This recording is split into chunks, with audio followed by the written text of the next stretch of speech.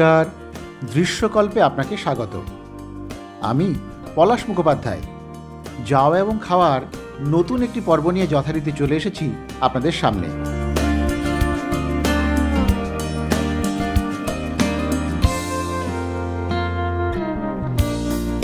গত পর্বে আপনারা দেখেছেন আমি দুর্গাপুরে এসে সেখান থেকে আশেপাশে বেড়াতে যাচ্ছি।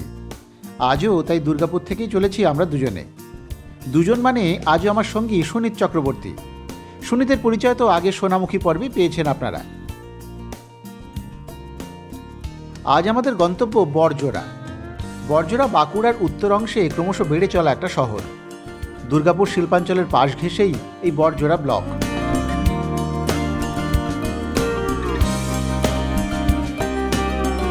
এমনকি দুর্গাপুর ব্যারেজ এবং দামোদর নদও কিন্তু বড়জোড়া ব্লকের মধ্যেই পড়ে।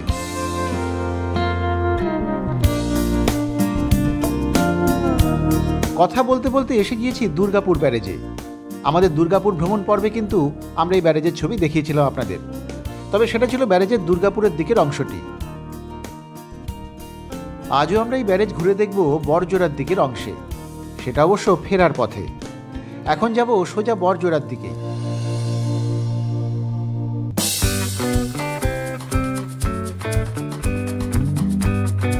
দুর্গাপুরের সীমানা থেকে বড়জোড়ার দূরত্ব মেরে কেটে 10 কিলোমিটার। রাস্তাও বেশ ভালোই। এই রাস্তায় সোজা বাঁকুড়া চলে যায়।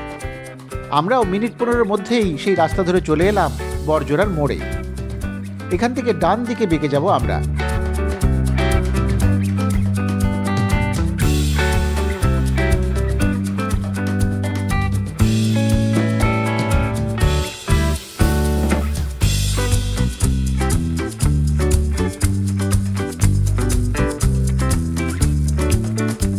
ডান দিকে বেঁকে সোজা চলেছি।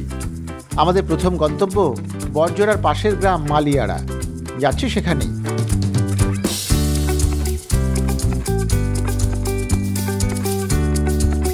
বড়জোড়া এখন বাঁকুড়া জেলার বড় শিল্পাঞ্চল।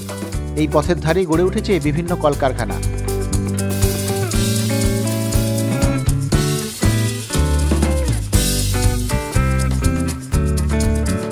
সামান্য যেতেই পথের ধারে বাঁদিকে ছোটখাটো একটা পাহাড়। কি ব্যাপার, এখানে পাহাড় কেন? একটু দেখতে হয় ব্যাপারটা। জায়গাটার নাম বাগুলি। গাড়ি থামিয়ে ভালো করে দেখতেই বুঝলাম এই পাহাড় ম্যানমেড, অর্থাৎ মানুষের তৈরি করা।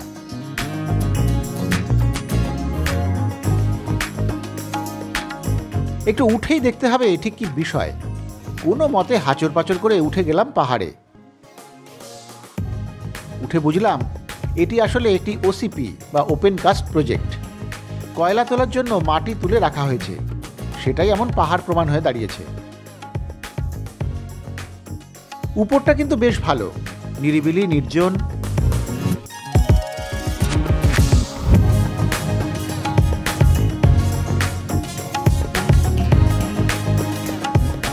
এখান থেকে বড়জোড়া শিল্পাঞ্চল স্পষ্ট দেখা যায় পাখির চোখে।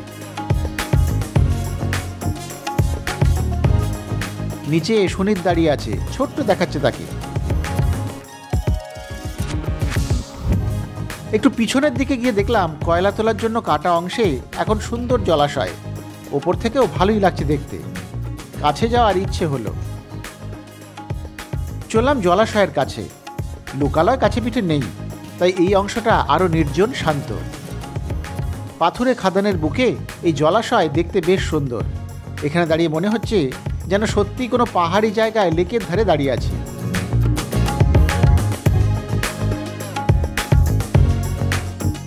এখান থেকে এগোলাম আরো একটু ওদিকে। ওপাশে এই দিকটায় জলাশয়ের পরিধি আরো অনেকটা বড়। 3 দিকে গাছপালা, একদিকে পাথরের দেয়াল, মাঝে সবুজ সুন্দর জলাশয়। শুনশান এই জায়গাটিতে দাঁড়িয়ে বেশ লাগছিল আমার। ছিলামও বেশ কিছুক্ষণ।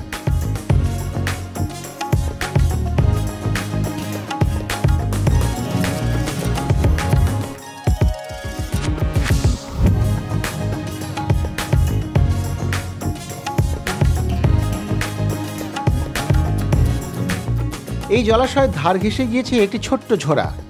সেটি ধরেই ফিরতে হবে আমায়। ঝোড়ার কাছে গিয়েও কিন্তু ভালোই লাগলো। স্বচ্ছ জলধারা ঝিরিঝিরি বয়ে চলেছে সবুজের বুক চিরে।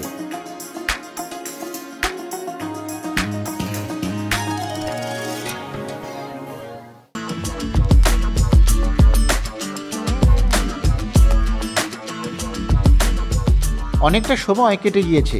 এবার এখান থেকে রওনা দিলাম, চলেছি মালিয়াড়ার পথে।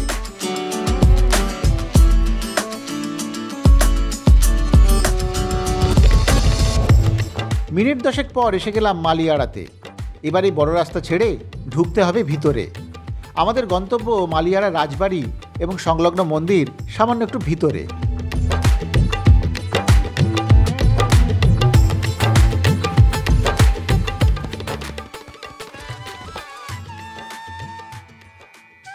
পাড়ার পথ বেয়ে চলে এসেছি রাজবাড়ি চত্বরে। সামনে বেশ কিছু মন্দির, আগে গেলাম সেখানেই।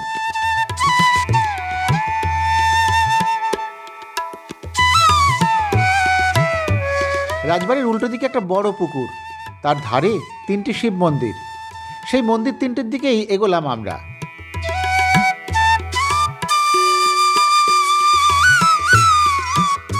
এর ওধারে একটি পাঁচিল ঘেরা চত্বরে রয়েছে আরও 3টি সুদৃশ্য মন্দির। ঢুকলাম সেখানেও। এই মন্দিরগুলির আকার বা কাজ দেখেই বোঝা যায় এগুলি বেশ প্রাচীন। অনেকটা রাসমঞ্চ বা দোলমঞ্চের আকারে তৈরি করা একটি মন্দির। 3টি মন্দিরের একটিতে শিব, একটিতে সর্পদেবতা বা মনসা, আরেকটিতে রাধাকৃষ্ণ রয়েছেন। 1860 সাল নাগাদ দামোদরচন্দ্র প্রতিষ্ঠা করেন নবচূড়া বিশিষ্ট এই রাসমঞ্চ। সেখানেই এখন রাধাকৃষ্ণের মন্দির। শিব মন্দিরের গায়ে রয়েছে পোড়ামাটির বেশ সুন্দর অলঙ্করণও। ঘুরে দেখছিলাম সেসবই। মন্দির চত্বরে রয়েছে রাজমাতার নামে একটি মঞ্চ।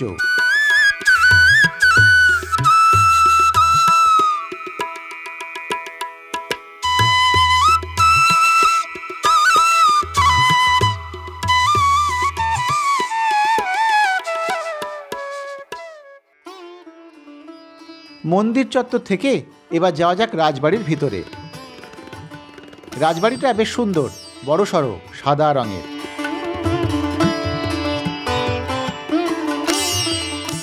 রাজবাড়ির বড় দরজার সামনে ঢুকে পড়লাম সেখান দিয়ে। এই বড় দরজা দিয়ে ঢুকেই চোখে পড়ে চণ্ডী মণ্ডপ এবং তার সামনে থাকা চাঁদনি। এখানেই দুর্গা পূজা হয় প্রতি বছর।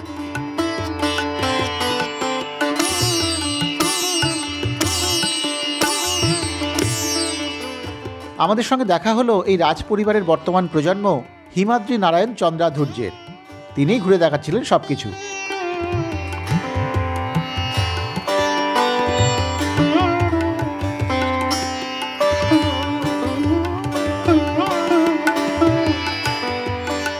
এই বেলা একটু বলে দেওয়া দরকার এই রাজবাড়ির গোড়ার কথা। বাঁকুড়ার বড়জোড়া ব্লকের মালিয়াড়া রাজবাড়ির ইতিহাস কিন্তু বেশ পুরনো। কথিত আছে স্বয়ং মুঘল সম্রাট আকবরের পাঞ্জা অর্থাৎ নির্দিষ্ট এলাকায় শাসনের অধিকার নামা নিয়ে দামোদর নদ পেরিয়ে বাঁকুড়ার মালিয়াড়া গ্রামে উপস্থিত হন কান্নকুব্জ অর্থাৎ কনৌজ থেকে আসা ব্রাহ্মণ দেও অধূর্য। সে সময় দামোদরের এই দক্ষিণ পশ্চিম পাশ ছিল ঘন জঙ্গলে ঢাকা। জঙ্গলে ঘেরা ছোট ছোট গ্রামগুলি ছিল স্থানীয় আকুড়ে সম্প্রদায়ের দখলে।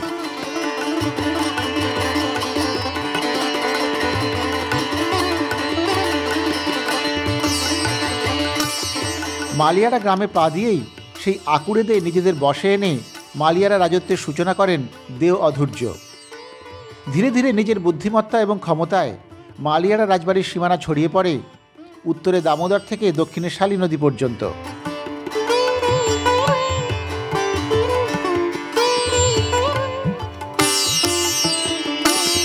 কয়েকশো মৌজার হাজার হাজার বিঘে জমি মালিয়াড়া রাজপরিবারের অধিকারে আসে।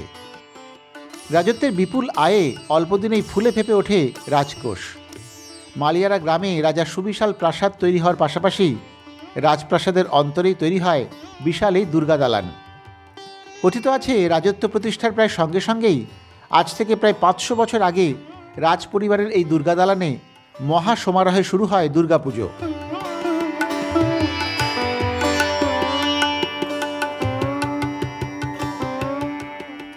গোড়া থেকেই এই মন্দিরে অষ্টধাতুর মূর্তিতে পুজো চলে আসছে। 400 থেকে 450 বছর আগে আমরা উত্তরপ্রদেশের অর্ঘলাক্ষ গ্রাম থেকে এসেছিলাম। মানে আমরা হচ্ছি কান্নকুব্জ ব্রাহ্মণ। আমাদের যে প্রথম পূর্বপুরুষ তার নাম ছিল দেও অধূর্য।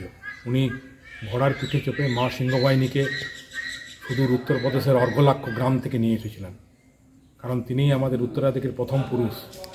এই দেব অধৈর্য সম্বন্ধে যদি কিছু না বলা যায় তাহলে তার সম্বন্ধে অধরাই থেকে যাবে তার ইতিহাস। ইনি ছিলেন একজন সুপ্রতিষ্ঠিত পণ্ডিত ব্যক্তিত্ব এবং মহান পরাক্রমশালী রাজা। এনার উচ্চতা ছিল 6 ফুট 4 ইঞ্চি, বুকের ছাতি ছিল 58 ইঞ্চি, বাইসেপ ছিল 41 ইঞ্চি, 41.5 ইঞ্চি। তো ইনি একসময়তে অর্ঘলাক্ষ গ্রামে যখন বেড়াতে যাচ্ছিলেন ইভিনিং ওকে, তখন এক হিংস্র সিংহ তাকে আক্রমণ করছিল। সাথে সাথে তার হাতে গুপ্তি সে তিনি তাকে দুটুকরো করে ফেলেছিলেন, বগলে দেবেছিলেন আর দুটুকরো করে ফেলেছিলেন। তখন থেকে আমাদের নাম হল, তখন থেকে আমাদের টাইটেল হলো সিংহাদুর্য। অধৈর্য থেকে আমরা কনভার্ট হয়ে চলে এলাম সিংহাদুর্য। এরপরে আমাদের সিংহাদুর্য থেকে আমরা চন্দ্রাদুর্য এলাম, সেটা আমি সংক্ষেপে বলছি। সেটা হচ্ছে বর্ধমান মহারাজার ওখানে এক রাজন্যবর্গের সম্মেলন হয়েছিল। সেই সম্মেলনে আমার গ্র্যান্ডফাদারের গ্র্যান্ডফাদার উপস্থিত ছিলেন মিস্টার দামোদর সিংহাদুর্য। এই দামোদর সিংহাদুর্য থেকে আমরা দামোদর চন্দ্রাদুর্য হলাম। মল্লরাজ বীরসিংহ দেও অধৈর্যর তৃতীয় উত্তরপুরুষ মণিরাম অধৈর্যকে পরাভূত এবং নিহত করে মালিয়ারা অধিকার করেন। মণিরাম পুত্র গোপাল দাস রাজপাটে বসলেও করত পরগনায় পরিণত হয় মালিয়ারা। শোনা যায় এই অধীনতা শিকারের নিদর্শন স্বরূপ কান্নকুব্জ ব্রাহ্মণ হয়েও মালিয়ারা রাজারা সিংহ বা সিংহাদুর্য উপাধি ব্যবহার করেন। এর চল ছিল ঊনবিংশ শতকের মধ্যবর্তী দামোদর চন্দ্রের আমল পর্যন্ত। আবার দামোদর চন্দ্রের আমল থেকে চন্দ্রাধুর্য উপাধি ব্যবহার করতে দেখা যায়।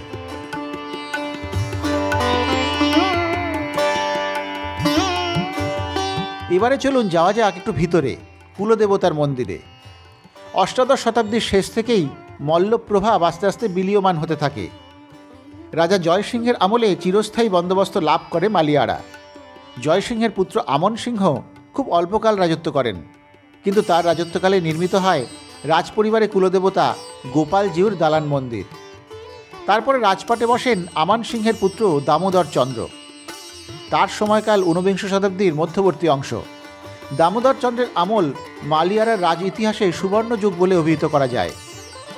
দামোদর চন্দ্র ব্যক্তিগত জীবনে ছিলেন ধার্মিক, পণ্ডিত এবং কবি। মালিয়ারার রাজ পরিবারে যে সমস্ত মন্দিরগুলি দেখা যায় সেগুলির বেশিরভাগই দামোদর চন্দ্রের আমলেই নির্মিত। 1854 খ্রিস্টাব্দে দামোদর চন্দ্র নির্মাণ করেন কুলদেবতা গোপালজিউর মন্দির সংলগ্ন একটি বৃহৎ নাটমঞ্চ। বিভিন্ন সময় এই নাটমঞ্চেই হতো কীর্তন, রামায়ণ, পুরাণ পাঠ, কৃষ্ণযাত্রা প্রভৃতি। তিনি কাশীতেও একটি পাথরের শিব মন্দির গড়ে তুলে সেখানে 7টি শিবলিঙ্গ প্রতিষ্ঠিত করেছিলেন। দামোদর চন্দ্র ছাড়াও দামোদর চন্দ্রের মাতা, স্ত্রী শ্রদ্ধাবতী, পুত্র ব্রহ্মগোপাল এবং পুত্রবধূ চন্দ্রকুমারীও মন্দির স্থাপন করেছেন এই এলাকায়। এগুলিও পরোক্ষভাবে দামোদর চন্দ্রের পৃষ্ঠপোষকতাতে নির্মিত হয়েছিল। নারী প্রতিষ্ঠিত মন্দির বিরল। সেই আবহেও মালিয়ারার রাজপরিবারের নারীগণ মন্দির প্রতিষ্ঠা করেছেন। বাঁকুড়ার মন্দির মানচিত্রে যা বিশেষত্বের দাবি রাখে।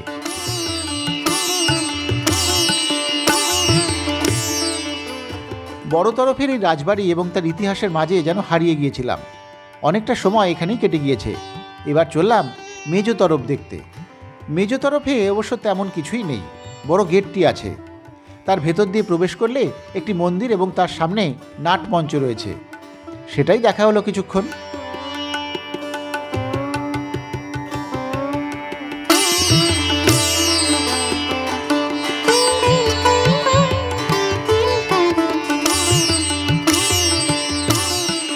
এবার এখান থেকে ফেরার পালা। হিমাদ্রি বাবুকে বিদায় জানিয়ে আমরা মালিয়ারা থেকে বেরোলাম। ফিরব বড়জোড়ার দিকে।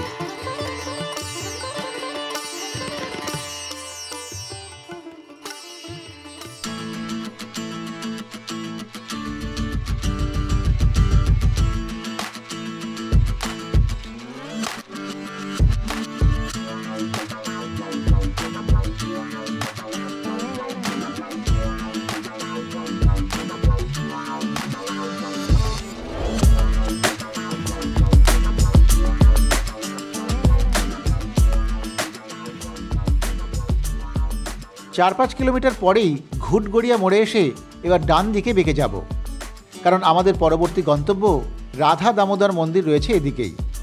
অদ্ভুত ব্যাপার জানেন তো, এই মন্দিরের কথা জিজ্ঞাসা করলে অনেকেই বলতে পারলেন না। শেষমেশ গুগলের দেখানো পথে যেতে হচ্ছে আমাদের। কিন্তু এক জায়গায় এসে তো থমকে গেলাম। একটা ভাঙা পাঁচিল, সেখান দিয়ে যেতে বলছে গুগল। এখানে অবশ্য একটা বোর্ডও আছে, সেই ভরসাতেই এগোলাম। কোনো রাস্তা নেই, মাঠের মধ্যে দিয়ে যেতে হবে। সেই মাঠের মধ্যে দিয়ে এবড়ো খেবড়ো রাস্তা ধরে এগোতে এগোতেই নজরে এলো রাধা দামোদর মন্দিরের কাঠামো।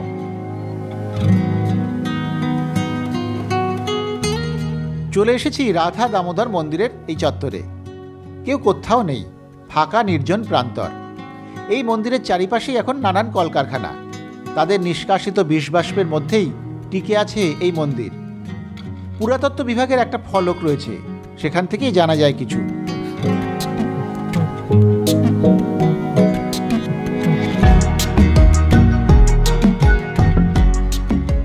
বাঁকুড়ার অন্যতম গুরুত্বপূর্ণ পুরাতত্ত্ব সম্পদ এই মন্দির।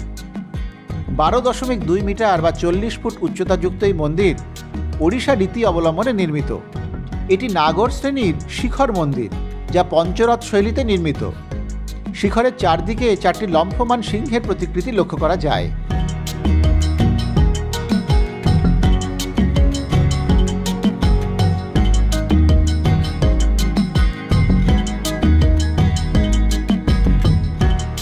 মন্দিরে প্রবেশপথের সামনেই পাথরে খোদাই করা কৃষ্ণলীলার বিভিন্ন অংশ এবং পৌরাণিক গল্পকথা চিত্রিত আছে।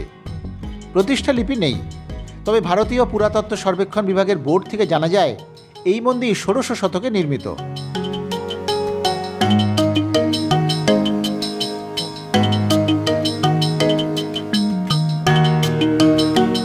নির্জন প্রান্তরে সেই মন্দির দেখছিলাম বেশ খানিকক্ষণ ধরে। এবার এখান থেকে রওনা দিয়ে আবার চললাম বড়জোড়ার দিকে।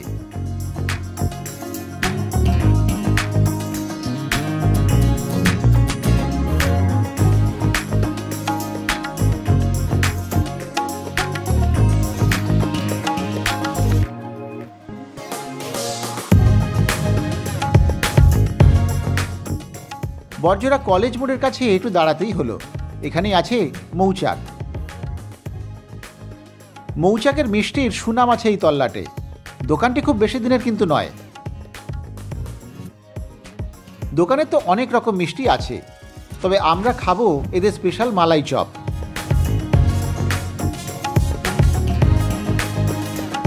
একই সঙ্গে ওরা অনুরোধ করলেন ওদের রসমালাইটাও একটু খেয়ে দেখতে। সুনীত তো এক পায়ে খাড়া, চটপট খেয়ে ফেললো রসমালাই। মুখ দেখে মনে হচ্ছে ও বেশ খুশি এই 2 মিষ্টি খেয়ে। এই দোকানের আরও একটি মিষ্টি খুব বিখ্যাত, সেটা হলো কমলা ভোগ। তবে এখন কদিন সেটা নাকি তৈরি হচ্ছে না, শীত কমলে আবার শুরু হবে। যাই হোক, এবার আমি একটু খেয়ে দেখি মালাই চপ কেমন খেতে। বড়জোড়ায় বেড়াতে এসে মিষ্টি কোথায় খাবো এই নিয়ে কথাবার্তা হচ্ছিল, বা কী খাওয়া যায় এটা নিয়ে কথাবার্তা হচ্ছিল। আমাকে অনেকেই বললেন এই মৌচাক, এই দোকানের খোঁজ দিলেন যে এখানে আসতে হয়, এখানকার মিষ্টি খুব ভালো। প্রশান্ত কুণ্ডু দোকানের আধিকারিক, দোকানের মালিক তিনি ছিলেন, তিনি আমাদের সাজেস্ট করলেন তার দোকানের এই 2টি মিষ্টি আমরা খাচ্ছি। সুনীত আগে খেয়েছে, আপনারা দেখলেন, ভালো মিষ্টি। এটা হচ্ছে মালাই চপ। মালাই চপটা আমি একটু খেয়ে দেখি আগে।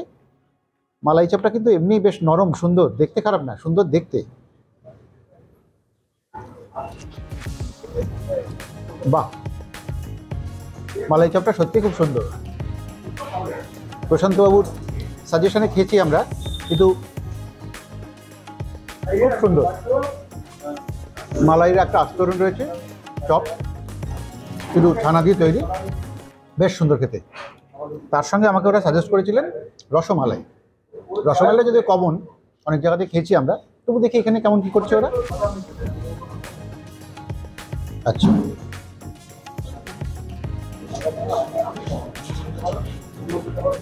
রসমালাইটিও ভালো, হালকা মিষ্টি। হালকা মিষ্টি হওয়ার সুবিধা হচ্ছে যে অনেকটা খাওয়া যায়। আর যারা সুগারের রোগী আছেন কিন্তু মিষ্টি খেতে ইচ্ছে করে, তারা কিন্তু এই হালকা স্বাদের রসমালাইটা খেতেই পারে।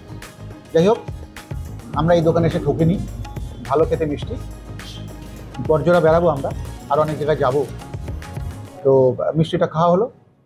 আমি একটু মিষ্টি খেয়ে নিই, তারপরে যাচ্ছি অন্য জায়গাতে। আগে এখন রসমালাই আর মালাই চপ। মালাই চপের দাম 10 টাকা পিস, রসমালাইয়ের বাটি 20 টাকা। দাম খুব বেশি নয়, আমার তো ঠিকই মনে হচ্ছে। যাই হোক, হালকা মিষ্টিমুখ সেরে এবার আবার পথে আমরা। এখান থেকে যাব একটু জঙ্গলের দিকে। বড়জোড়ায় বেড়াতে এসে একটু জঙ্গল দেখব না, তা কি হয়? ঠিক হলো, আজ মধ্যাহ্নভোজন সারা হবে জঙ্গলেই। সেই মতো খাবার তুলে নিয়ে চললাম আমরা। বড়জোড়া শহর জঙ্গল দিয়ে ঘেরা। বড়জোড়ার হাতির হানার খবর তো বিখ্যাত বা কুখ্যাত। আমি এই জেলায় সাংবাদিক থাকাকালীন বড়জোড়ায় প্রায়শই আসতে হতো জঙ্গল থেকে বেরিয়ে আসা হাতির খবর করতে। এখনও এখানে হাতি আছে, তাই জঙ্গলের খুব ভিতরে যাওয়া মানা। আমরা সামান্যই এগোলাম। শালের জঙ্গল ধরে এগোতে খারাপ লাগছিল না কিন্তু। তবে বেশি দূর আর যাওয়া গেল না, একটু গিয়েই ফিরে এলাম। ঠিক হলো, জঙ্গল লাগোয়া নির্জন কোনো জায়গায় খাওয়া দাওয়াটা সারা হবে।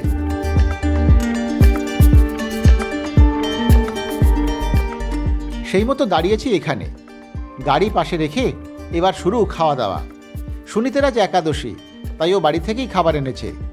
আমি অবশ্য আসার পথে নিয়ে নিয়েছি সহজ খাবার, বিরিয়ানি।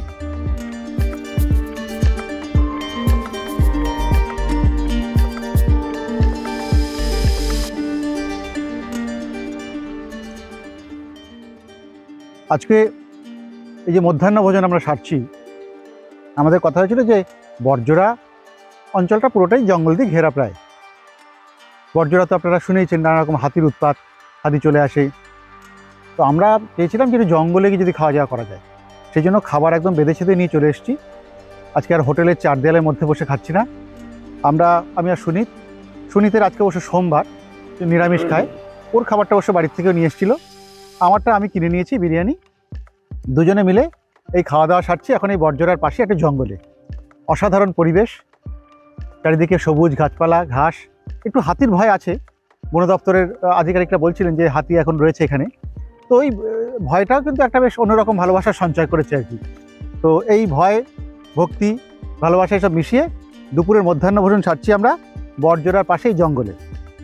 ভালোই লাগছে, কি শুনি? খুব ভালো লাগবে, আনন্দই আনন্দ, আনন্দই আনন্দ। তো আমাদের টাউনশিপের দুর্গাপুরে এসব ব্যাপার তো নেই, সত্যি কথা বলছি। সেই তাও তো তোমার দুর্গাপুরে কিছু গাছপালা আছে, আমাদের তো কলকাতায় বা পার্শ্ববর্তী অঞ্চলে পাই না আমরা। ফলে এই জঙ্গলের মধ্যে যে বনভোজন যাকে বলে, বনভোজন সারছি, ভালো লাগছে। বড়জোড়া ঘোরা তো আমাদের ভালোই হয়েছে। আরও 2-1 জায়গা আমাদের বাকি আছে, সেগুলো আমরা যাবো এই খাওয়ার পরে। তাহলে এখন আমরা একটু বনভোজন সারি এখানে।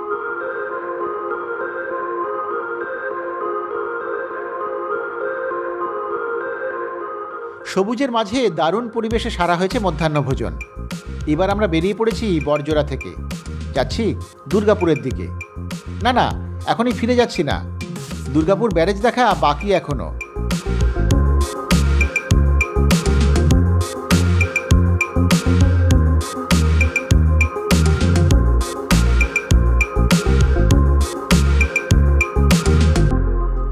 চলে এসেছি দুর্গাপুর ব্যারেজের কাছে। এবার বড় রাস্তা ছেড়ে নেমে যাব ডান দিকে।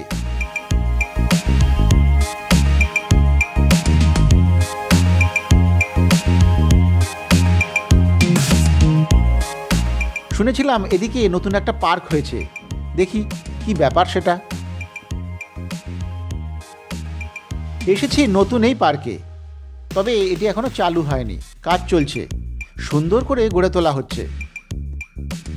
পার্কের এই জায়গাটি অবশ্য আমার খুব চেনা। আসলে বছর 25 আগে আমি যখন চাকরি সূত্রে দুর্গাপুরে আসি, তখন বিকেলের দিকে মাঝে মধ্যেই চলে আসতাম এই ব্যারেজে এলে আবার চলে আসতাম এ পাশের দিকটায়। এখন এই যে পার্ক যেখানে গড়ে উঠেছে, সেখানেই ছিল প্রচুর গাছপালা এবং নিরিবিলি প্রান্তর। দামোদরের ধারে ওই নির্জন জায়গাটা আমার খুব প্রিয় ছিল, প্রায়শই এসে বসে থাকতাম এই শান্ত জায়গাটাতে। এখন সেখানেই এই সুদৃশ্য পার্ক, গাছপালা নেই বললেই চলে।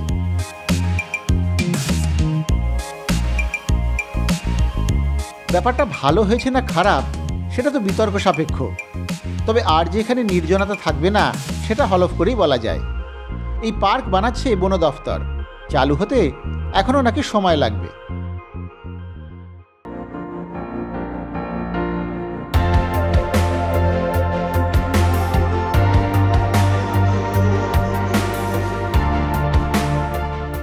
এখান থেকে একটু এগিয়ে গেলাম দামোদরের দিকে।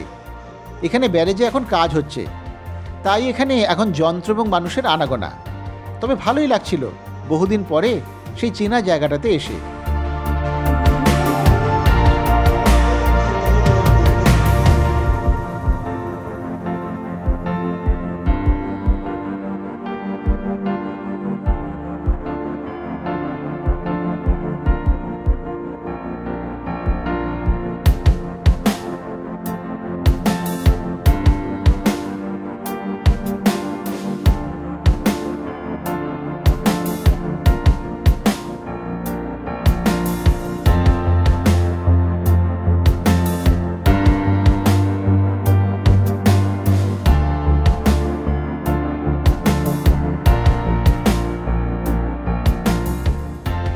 নিচের দিক থেকে উঠে এবার এসেছি উপরে ব্যারেজের জলাধারের দিকে। এখানে অবশ্য প্রচুর মানুষ আসেন, বসার ব্যবস্থাও আছে। ওই তো সুনীত দিব্যি গিয়ে বসে পড়েছে।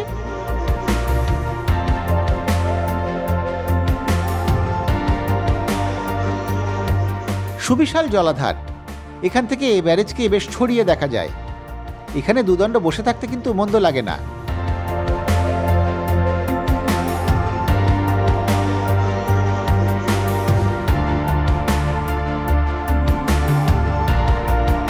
বিকেলের নরম আলোয় দুর্গাপুর ব্যারেজের সৌন্দর্য উপভোগ করছিলাম প্রাণ ভরে।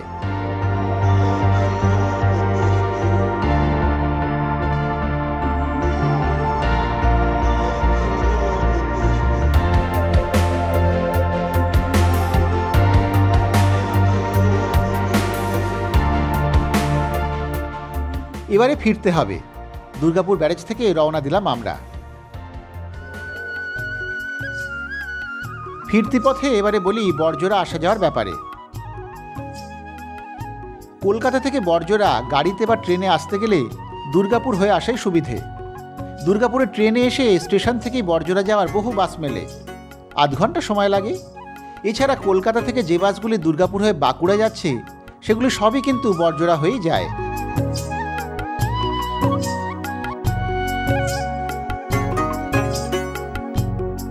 সেই বাসেও সরাসরি আসা যায় ধর্মতলা করুণাময়ী বা এয়ারপোর্ট 1 নম্বর গেট থেকে বড়জোড়াতে। বড়জোড়ায় থাকার খুব ভালো জায়গা নেই। আসলে শিল্পাঞ্চল হলেও পাশেই দুর্গাপুরের মতো বড় শহর থাকায় সকলে দুর্গাপুরেই থাকেন। আপনারাও চাইলে দুর্গাপুরেই থাকতে পারেন, অসংখ্য হোটেল আছে দুর্গাপুরে। আমিও কিন্তু আজ দুর্গাপুরেই থাকব, তাই দুর্গাপুরেই ফিরছি।